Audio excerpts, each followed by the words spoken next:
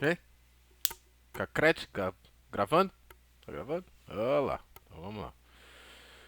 Ah, mais uma ideia doida. Vou fazer do YouTube a minha privada de ideias. E isso aí.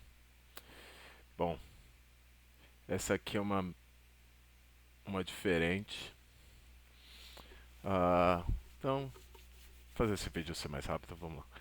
Basicamente, ah, chamei de sarau. A ideia é ser né, vamos pensar assim. Da onde surge o problema, né? Meu problema surge do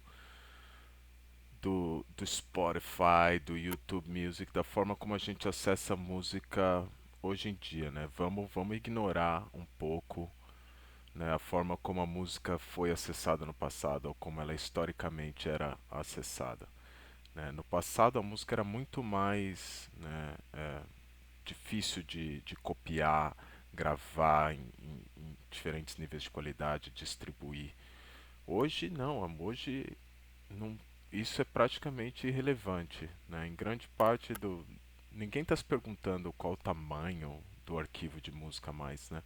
Nem isso mais passa a ser um questionamento. Muitas vezes quando você está experimentando a música num aplicativo, né, no seu telefone, você não está necessariamente sabendo ou sendo informado de qual é a qualidade do áudio que está indo para você. Então, né, vários desses pontos foram completamente abstraídos e a forma como a gente experimenta a música hoje é muito, né, pelo menos eu, assim, tô generalizando, mas tô falando de mim, é muito mais é, livre, né, da forma física com que a música existe, né, se ela está num arquivo, num pendrive, num HD ou né, numa fita cassete, tanto faz.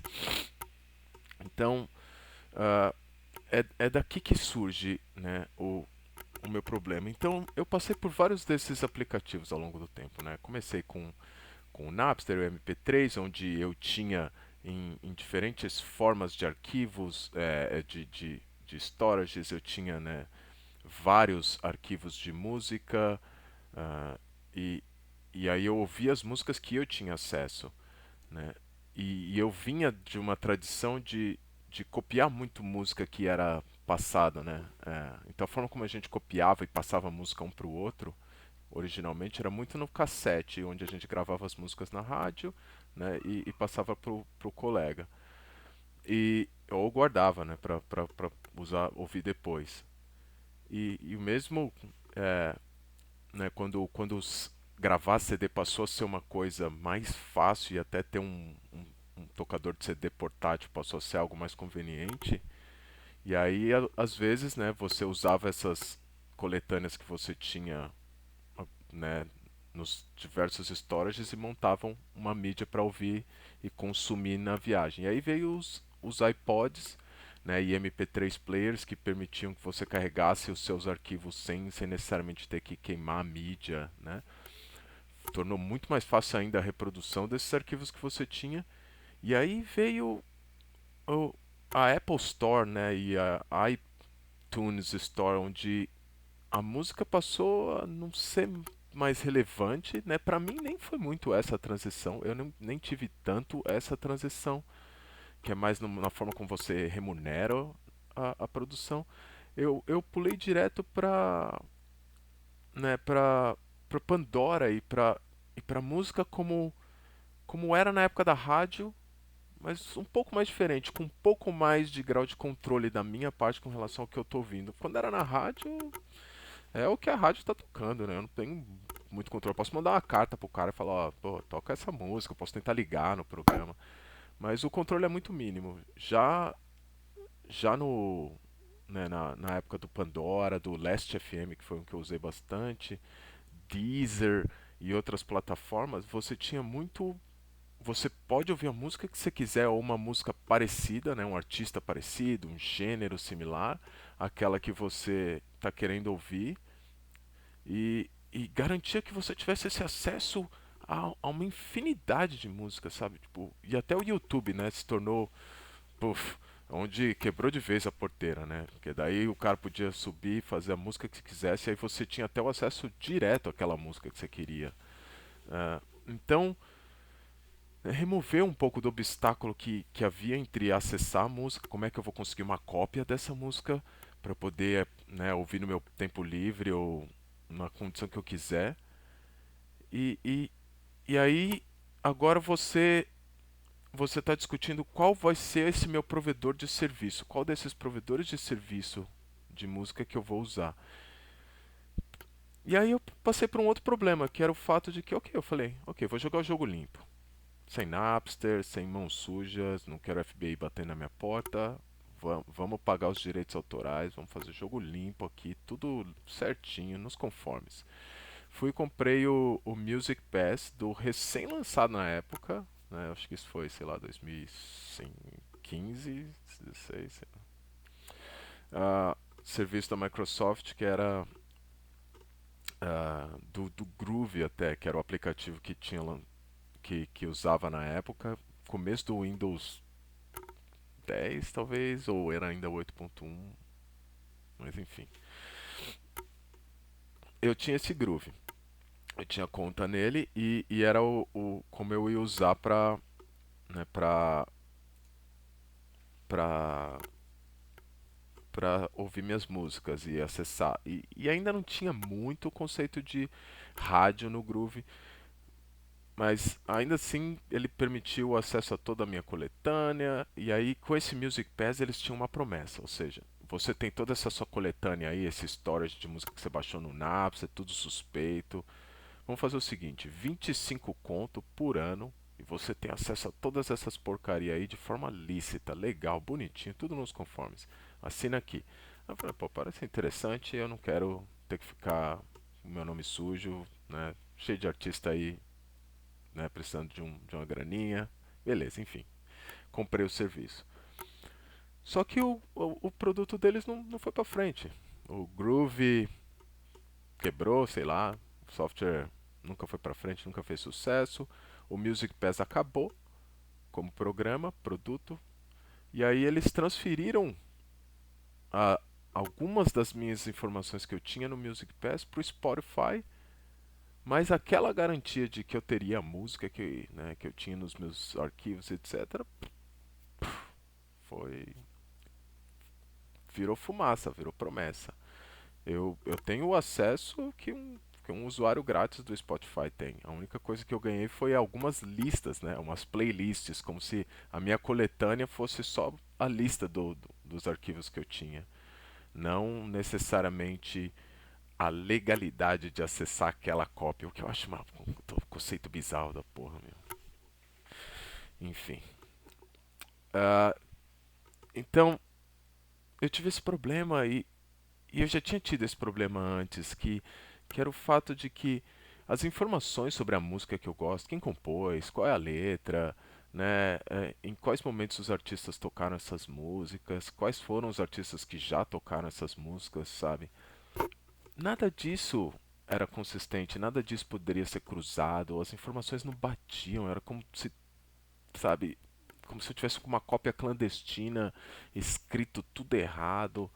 Então, esse problema da clandestinidade não era tão eu querendo evitar as consequências financeiras do processo, era eu querendo evitar é o que tinha, era eu querendo acessar a música sem que ter né, um custo financeiro enorme associado com isso, sem falar que eu que preciso, né, pensa se você for uma pessoa que quer ouvir toda uma certa gama de música e ter acesso a isso, no passado você teria que ter o quê? Cópia de todos esses CDs e aí teria que ter um lugar para guardar todos esses CDs e é inconveniente. Porém, a gente mudou para um mundo onde é muito fácil e muito barato copiar tudo, porém os entraves legais é que bloqueiam a cópia agora. Tudo é fácil, tudo é barato, não custa nada para ninguém, mas tudo ainda é muito caro. Por que é caro? Por que é desconexo e clandestino em aparência? Então, eu escrevi aqui no meu blog um post, Sarau, o sindicato da música. Então, Sarau é o nome que eu dei pro produto. Eu vou tentar mexer aqui nas janelas rapidinho, porque tá tudo zoado pra mim. Ok? Então, Sarau é o nome, seria o nome desse produto. E qual seria a ideia desse produto, né? A ideia seria, eu chamei de Sindicato da Música porque ele meio que reflete isso. Seria a, né, o consórcio, assim, a união, pegar todas as pessoas envolvidas nesse processo de produção, gravação, né, criação e, e consorciar eles, porque eles têm um problema em comum que não vai ser mediante a competição entre essas partes que o problema vai ser resolvido, porque as partes não estão competindo sobre isso.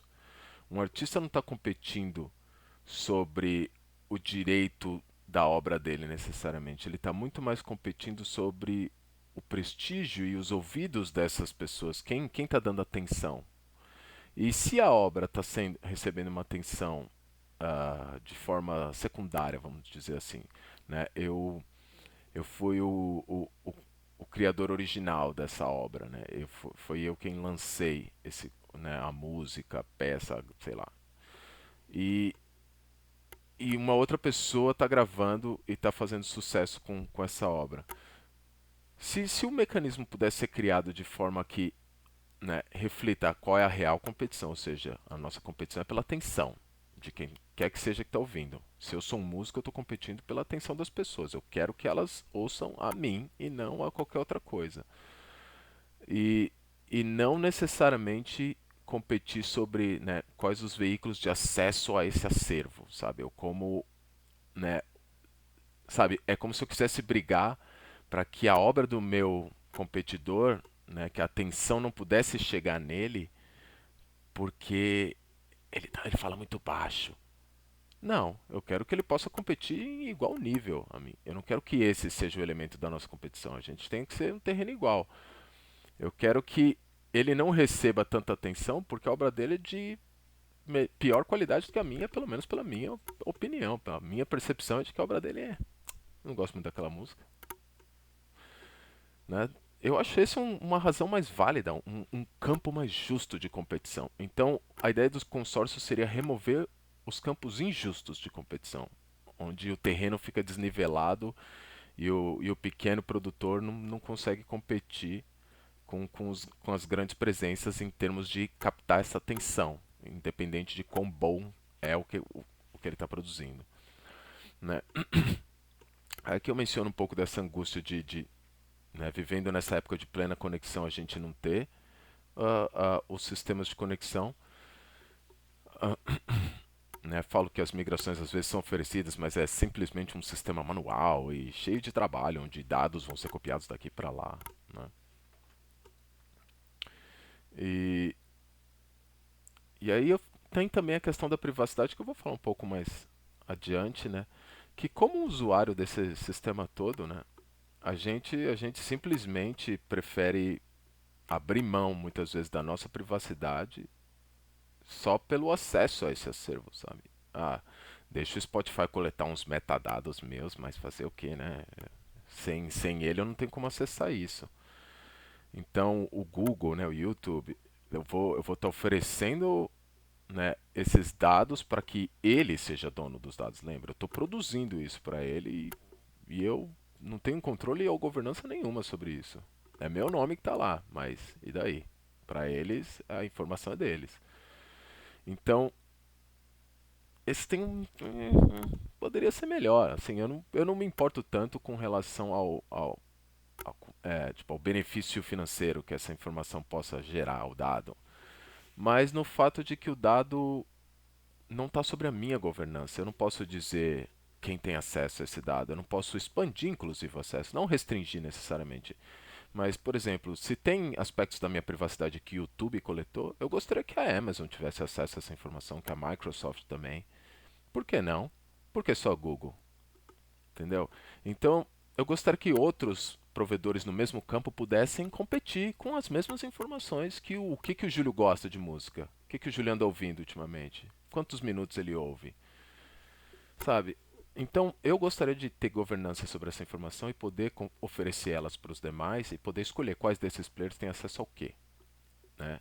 Então, eu menciono isso um pouco aqui. Daí, né, puxando sardinha para quem lê meu blog bom pra caraca. Então, qual seria a ideia do Sarau nesse contexto? Ele é essa plataforma central. Poxa, Júlio, quer centralizar as porra, meu. O cara é comunista mesmo, velho. Gosta de tudo na mão do governo. Mas aqui, assim, a ideia não é centralizar como se houvesse uma torre física e o meu acesso àquela torre só é único. Não. É centralizar no contexto de que só existe uma fonte dessa informação, porém, essa fonte em si é distribuída, né? Então, eu estou dizendo aqui o seguinte: imagina assim, como era na época do torrent, né? Então, como que funcionava na época do torrent? Você tem que esse arquivo, né, seja um vídeo, uma música, um documento, qualquer que seja, esse arquivo ele está, né, fragmentado em várias partezinhas pequenininhas e distribuído ao redor de um monte de máquina. Todas essas máquinas participam do mesmo protocolo onde elas sabem que partes que elas têm e quem pode oferecer a próxima parte para quem, bababá, bibibi. Entendeu? Então era assim. Então você não necessariamente tinha todo o arquivo ainda. Você tá lá construindo o arquivo, tá montando partes. Mas ainda assim, você está oferecendo as partes que você já tem para pessoas que estão perto de você, né? Então você está sendo parte do provedor de conteúdo para essas pessoas que estão perto de você, porque você já tem uma cópia daquela parte do arquivo, então você pode oferecer mais rápido do que o cara ir até o servidor lá na Suíça para pegar. Então, essa é a ideia desse princípio de ser centralizado, porém distribuído. Ou seja, o sarau ele é centralizado na questão de existe um ponto comum de acesso que todo mundo sabe qual é. O sarau. É lá onde está toda a música. Vai lá, pega a música que você quer, qualquer que seja ela. Porém, aonde está fisicamente essa música é descentralizadíssimo, é completamente distribuído. E é um algoritmo que visa balancear e colocar a música perto de onde ela é mais ouvida. Ou seja, se você, né, é um imigrante brasileiro na Dinamarca, está ouvindo um pagodão, provavelmente a música vai demorar um pouquinho mais para chegar onde você está, vai ser um pouco mais difícil. A velocidade de download das partes musicais vão ser menores do que se fosse uma música escandinava, né? Se uma música deles lá. Então, as músicas mais comumente utilizadas têm mais nós que são capazes de distribuir essa música localmente. As que são menos vão depender desses nós centrais que vão ficar oferecendo essa informação. Então sempre você tem acesso, mas né, a qualidade e a velocidade com que esse acesso se caracteriza vai ser determinado um pouco pela música que você está querendo, o contexto onde você está querendo e qual qualidade, enfim. E aí outro aspecto é como remunerar esse serviço, né? Como fazer com que isso dê dinheiro, possa ser capitalizado de alguma forma. Então, se eu não puder fazer um troço desse, né, o que eu não posso, uh, como um legislador baixar uma lei e fazer com que seja assim, eu teria que ter alguma forma com que o sistema de alguma forma pague os seus custeios ou se remunere os artistas e enfim, né? Como seria essa forma? Então aí eu pensei o seguinte, poxa, por que esses players, né, como o Spotify, Apple Music, whatever. Tá, todos esses caras que vendem a música lá na ponta. Os serviços de oferta da música que vão de alguma forma rotear a música até você. Visto que agora eles não têm necessariamente que, né, se preocupar com como a música chega até você. Qual seria o papel deles nesse novo cenário? O papel deles seria diferente. Não seria tanto, né, novamente, armazenar e garantir que a música chegue até você. Seria muito mais, né, agir como elementos de apresentação dessas músicas, ou seja, eles oferecem algoritmos, eles oferecem DJs que são selecionados, né? Eles passam a ser muito mais como uma rádio, como quem oferece um certo conteúdo talhado de um jeito, né? Um canal, algum, né, com certo gosto musical ou um algoritmo que favorece tal coisa, sei lá, uma ideia criativa removeria um pouco do problema de como a música chega até você. Porque esse problema, novamente, ele não deveria ser da porra do Spotify, não faz a menor diferença eles quererem competir por isso. A gente adicionando elos de competição no processo produtivo só por ter, sabe? Só porque esse sistema é assim. Todo mundo tem que ficar brigando por qualquer coisa, porque é assim que a gente vai garantir o melhor. Não sei. E não é necessariamente. Repara, a tendência do sistema é de monopólios, é de criar esses megas corporações como Facebook, Google, Amazon e etc., que coordenam e consolidam toda a informação dentro delas, sabe? Tipo, essa é a tendência do sistema. Então, por que lutar contra essa tendência? Aceita ela e simplesmente faz com que as partes, né, que realmente criam uma disputa interessante sejam disputáveis.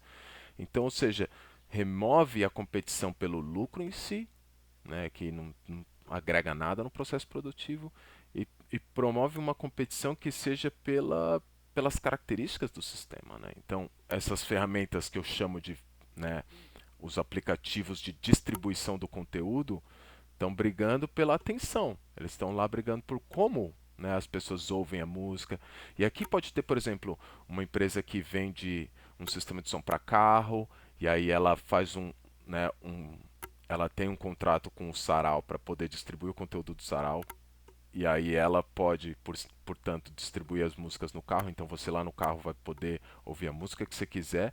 E aí para ampliar, ela tem, né, DJs e playlists e algoritmos que permitem que você ouça músicas de uma determinada tendência, né, que selecione as músicas que você mais gosta, sei lá, whatever. Tudo que esses aplicativos oferecem que não seja necessariamente o acesso e ouvir a música.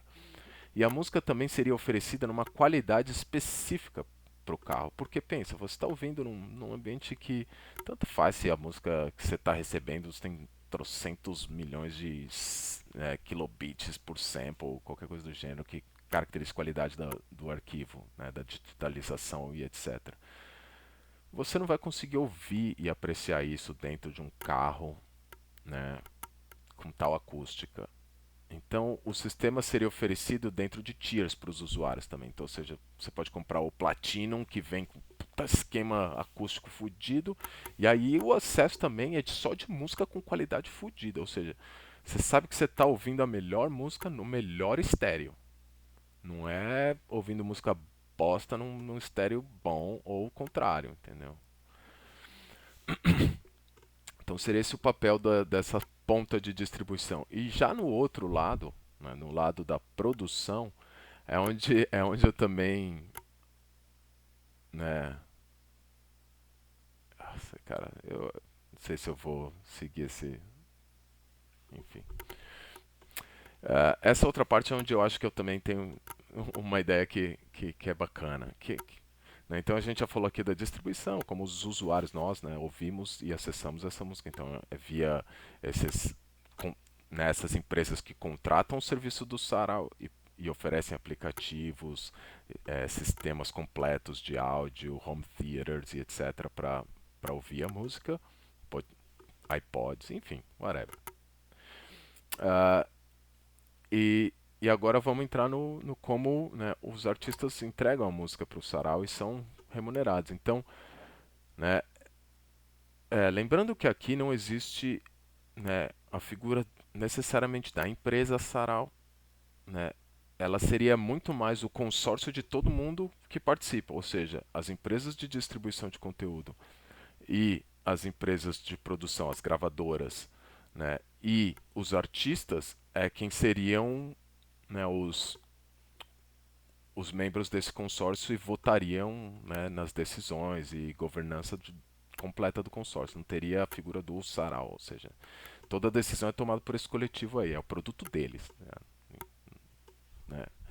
Uh, então, uh,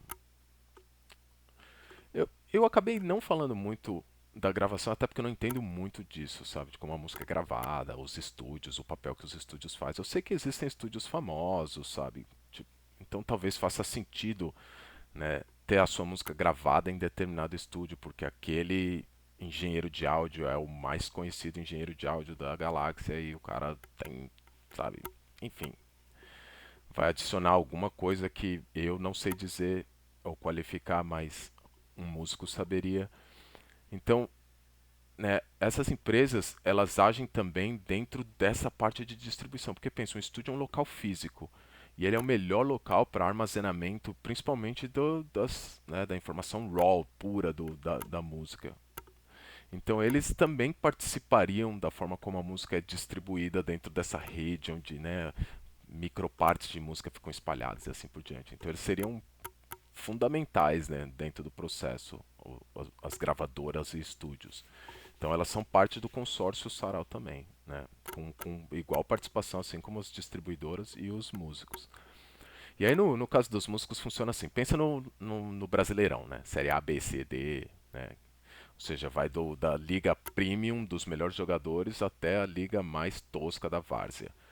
E então o sarau também é arquitetado assim. Os artistas são agrupados dentro dessas ligas, né, de série A, B, C. E essas ligas são organizadas baseadas em popularidade. Assim, popularidade num sentido que é quantificadamente colocado como número de hits que a música tem. E o hit, ele não é necessariamente o fato de alguém ter ouvido sua música, porque pode ser uma peça de 30 minutos ou uma peça de 1 minuto. E isso faz diferença. Ou seja, o hit seria alguma quantificação que contemplaria, né, o tempo de execução também. E assim por diante. Enfim, é alguma métrica que envolve a pessoa ouvindo. Né? Eu chamei de hit. Uh, então, essa é a medida da popularidade, ou seja, quantos hits você tem. E, e se você tem, tipo, sei lá, 1 milhão de hits por mês nas suas músicas, você está na série A. Se você tem, né, 100 mil hits por mês nas suas músicas, você está na série B. Se você tem 10 mil, você está na série C. Se você só tem 1.000, você está na série D. Né? Então, essa seria a qualificação. E por que isso é importante? Porque é como os artistas se relacionam entre si e como eles são remunerados. Então, um artista da série A é remunerado menos por hit do que um artista da série D. E por que seria isso? A ideia é você criar uma ferramenta de alavanca desses artistas. Ou seja, um artista da série A ele já tem escala já. Ou seja, ele já atinge muita gente, ele sempre trabalha numa alta escala. Então você não precisa de alta remuneração por hit, porque ele sempre consegue altos hits. Né? A cada sucesso novo que ele lança, instantaneamente tantos milhões de hits, sabe? É muito rápido o efeito com que ele constrói hit. Então, visto a velocidade com que ele constrói hit, ele, ele é pago menos por esses hits, então ele recebe menos. Já os artistas da série D não têm essa capacidade de agregação, né, e de lançou um novo sucesso e o bagulho já bomba e já chega em todos os ouvidos. Não, ele caminha devagar, ele vai ganhando ouvidos aos poucos. Então esses caras recebem bem mais por hit, que é para capacitar e para poder, né, dar espaço para ele, para que, né, o fato de que ele não tem as ferramentas de escala disponíveis, o nome dele não é tão impactante, não afete a qualidade com que a música que ele está produzindo. Porque, meu, o cara pode ser o Tim Maia ali fazendo um puta sucesso, mas só porque ele não tem essa capacidade de expansão da audiência, ele não está fazendo sucesso ainda. Ele vai fazer sucesso, só que vai caminhar devagar, vai ganhar atração. Só que você vai deixar o maluco passando fome enquanto está ganhando atração? Não, pô, tem que bombar esse cara para que ele não desapareça. Então essa é a ideia. E aí tem uma outra coisa, que é o seguinte, não existe propriedade autoral dentro do sistema. Então você não é dono de nada, é muito mais uma questão de referências. Então basicamente assim, se você, né, coloca a sua música lá e é uma produção original, ela é demarcada como tal, e assim que você, né, porque lembra, você tem que colocar sua música dentro do acervo, né? Então você vai ter uma relação contratual entre o artista e o acervo musical nesse momento. E se o artista tá colocando uma gravação de outro, por exemplo, não, essa aqui é a música dos Beatles, tal, ou sei lá, eu sempre coloco o Roberto Carlos, e eu não gosto de Roberto Carlos, mas eu sempre dou ele como exemplo porque, enfim, é um nome popular. Né? Então, se você tá gravando uma música do Roberto Carlos que está na série A e é um artista pequeno da série C, você vai lá colocar sua música no acervo, né? Os caras vão falar, essa música já existe no acervo? Você vai falar, sim, ela já existe, a música do Roberto Carlos, tal. Aí você, ok. Então vai ser assim. Ele é da série A, você é da série C. 25% dos seus hits vão para ele. toda vez que essa música for escutada, ponto 25 vai para o Roberto, ponto 75 fica com você. Sempre. Então o seu hit é sempre fragmentado e uma parte dos seus hits vão indo embora para o Roberto Carlos. Né? Então, o que isso permite é o seguinte: mesmo que esses artistas estejam regravando obras de um outro artista, aquele outro artista continua recebendo pela referência e relevância que ele ofereceu, né, à comunidade.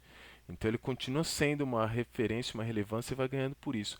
O que permite com que todos e qualquer um grave a obra do artista e com que isso estimule o artista a querer isso, sabe? Ele quer esse tipo de engajamento. Porque, por exemplo, eu sou aqui, uma banda de rock and roll, fiz um sucesso danado e tal. Mas, pô, tem essa galera do samba, meu, que fez uma versão da minha música tão interessante, tá ligado? Uma versão groovada, sambada e tal.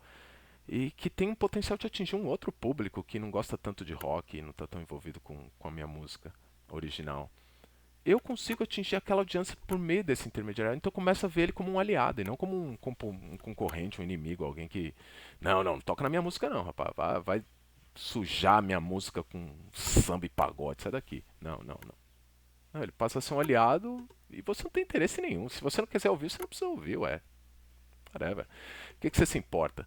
Você se importa é que sua música está ganhando hits para você. A sua produção intelectual e cultural agora está te favorecendo, independente de você ter ou não tocado, né? Ou ser a sua cópia original que está tocando. Tanto faz qual cópia está tocando. Então essa seria a ideia, né? Existe sempre esse repasse. E o mesmo é válido também, viu? Se o Roberto Carlos decide gravar a música do cara pequenininho lá da série C, meu, pra, né? Porque, Morangos do Nordeste, sei lá, a música é um maior sucesso, maior popular. Ele também consegue, né? Só que aqui o efeito é ainda mais severo. Ele fica com super pouco dos hits, tá ligado? Porque lembra, ele tem escala, ele vai fazer 1 milhão de views.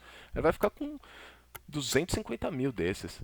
Mas 750 mil desses vão, pum, direto para aquele artista pequenininho que vai acender a excelência agora. Né? Então seria essa a ideia. E por fim a questão da privacidade, né? Então, como a gente falou ali, tem esse sistema de tiers pelo qual os artistas engajam, né? Tem os sistemas das gravadoras e produtoras que são principalmente nós e elementos da rede, né? Oxi, meu gato tá aqui implorando, tá com comida e tudo, tadinho. Ah, então, o último item, né, então, que eu menciono é a questão da privacidade. Né? Então, vamos pensar assim. ah, Todos esses dados são gerados, né? Novamente, o que eu quero é ter governança.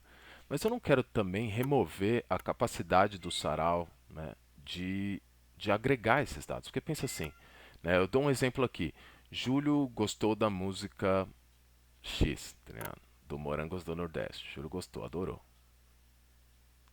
Essa informação é privada, é minha, porque tem meu nome lá e diz respeito só a mim. Se eu não quiser que o Google saiba disso, eu não vou deixar o Google saber disso. Se eu quiser apagar essa informação, eu vou apagar essa informação. Eu não quero que ninguém saiba disso.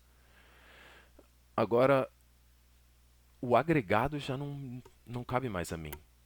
Que 150 mil pessoas ouviram Morangos do Nordeste ou gostaram da música, não é. Não me diz respeito, não é um dado que me pertence.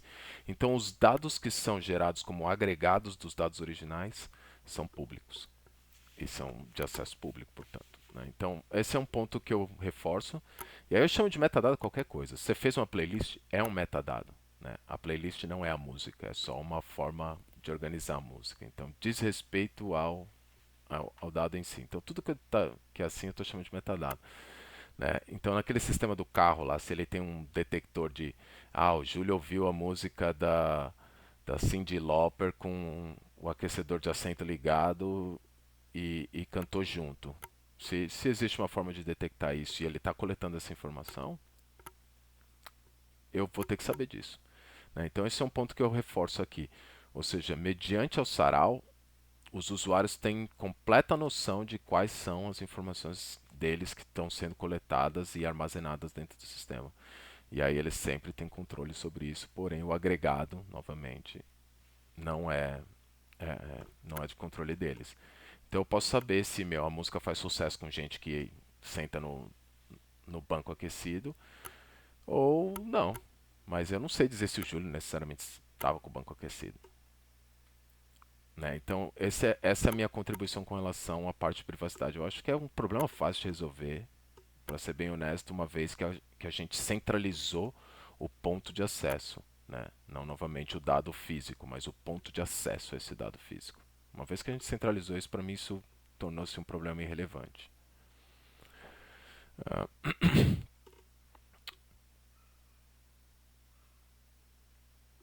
e, né, e aí eu só menciono que, né, a forma como você conceitualiza essa coisa é assim, né? Então pensa assim, o Spotify, ou o aplicativo que eu ouço a música, ele tem uma chave, né, secreta que ele né, que ele usa para fazer os contratos com o Sarau e pagar, portanto, quanto custa, né, o acesso que ele está querendo.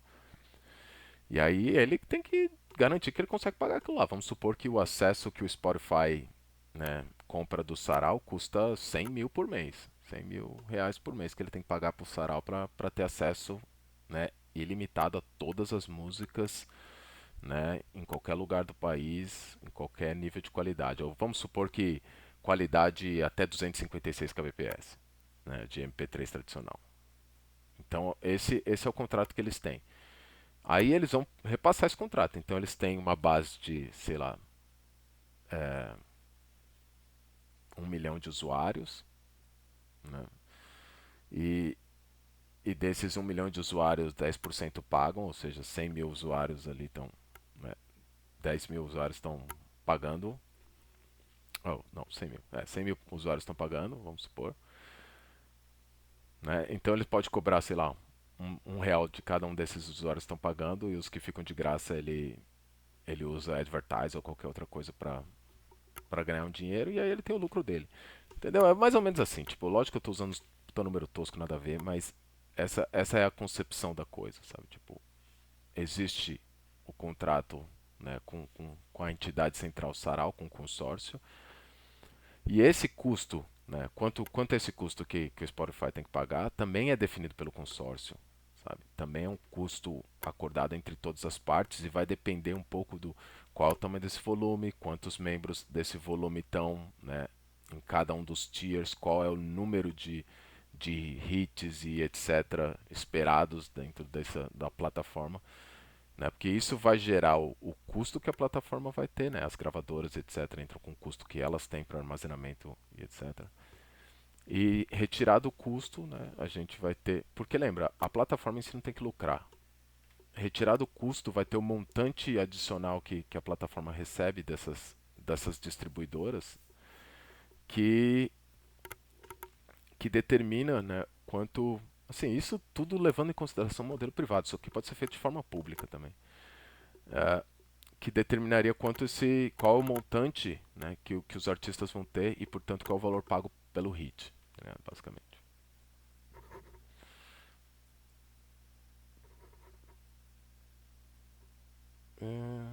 É isso. Eu digo que rádios também podem ser alguns desses veículos de distribuição, né? Tipo, e, enfim, aqui são algumas leituras adicionais. Nesse link aqui fala sobre, né, o que tem acontecido durante essa pandemia, como os artistas têm se virado e, as inúmeras, né, inovações e mudanças que a indústria está passando. Ah, e esse outro aqui, bem relevante, que eu acho que é a questão da web semântica, mais aí na questão dos metadados, né, e da privacidade. E aí cito o exemplo do Facebook, que eu acho uma ideia bem curiosa, como seria. Como se cada um tivesse o seu website, ele fala, né? Então é como se cada um aqui tivesse, imagina que existe o repositório central de websites, pensa como ele fala também na centralização aqui, que é a internet, né? É o repositório central de websites. A internet é um pouco isso que o Sarau pretende a ser, se você for parar para pensar. Ela é esse ponto comum, todo mundo vai para a internet, mas ela é completamente distribuída em implementação física, ela está em todo lugar. né? Existem, todas as máquinas constroem a internet. Então ela está em todo lugar. E aqui ele fala, né? Então você teria com que cada usuário do Facebook tem o seu próprio site onde ele coloca suas postagens como se fosse um, né, um banco de dados de postagens e interações, ou seja, como ele se relacionou com outras pessoas e assim por diante. E o Facebook seria só uma ferramenta de visualizar essa rede, né? O Facebook seria, ok, já que os dados existem, eles estão muito crus ainda. O Facebook seria como entender esses dados. Mas ele só seria essa janela. Ele não seria necessariamente o dono dos dados ou a ferramenta com que armazena esses dados e decide. Não, esse seria um problema removido e o Facebook seria só essa lente pelo qual eu vejo os dados. Então, é a mesma coisa que eu estou querendo dizer aqui. O sarau é a internet, o sarau é esse repositório, é onde toda música existe. E aí as aplicações passam a ser a lente pelo qual eu ouço, né? No caso, os fones pelo qual eu ouço a música. E é isso aí. Bye bye.